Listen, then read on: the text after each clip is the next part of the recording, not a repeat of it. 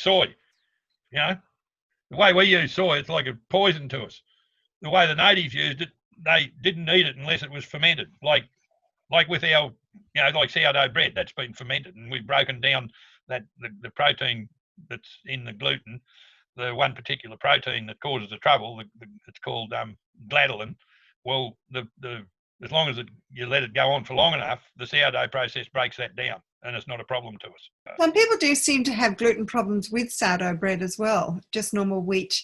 Well, but a lot of sourdough bread's not proper sourdough. It's only let happen for 20 hours instead of a week. Whatever. It actually takes you 3 days to make proper sourdough bread. Yeah, at least. My understanding, I have watched a bread maker who does it, and she develops the sourdough. I didn't know it was just flour with a bit of water in it.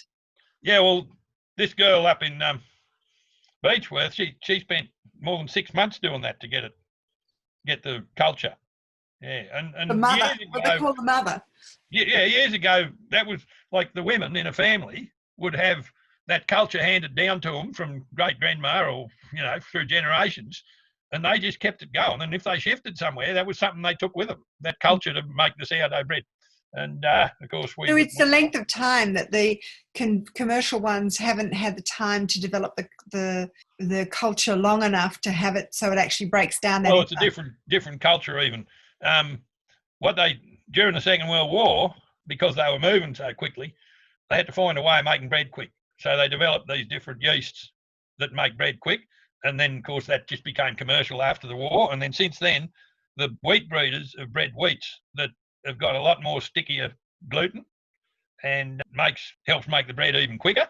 And so we've just headed down the wrong track, And so it's really about finding not only someone that makes the mother really well, and with that also the seeds of the type of grain they use. Yeah, bread. Yeah, like they've even, because they've been breeding wheats now and selecting wheat cultivars for yield and everything under artificial conditions. In other words, the fertilizer and everything's piled on, even in they've got wheats now that don't need an association with a mycorrhizal fungi. Right. And it won't be getting the nutrition that we need.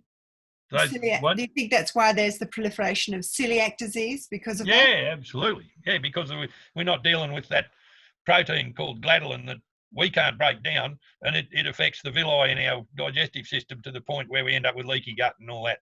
And it's happening to all of us. Some of us are just more resistant, and we die of something else before it takes us out.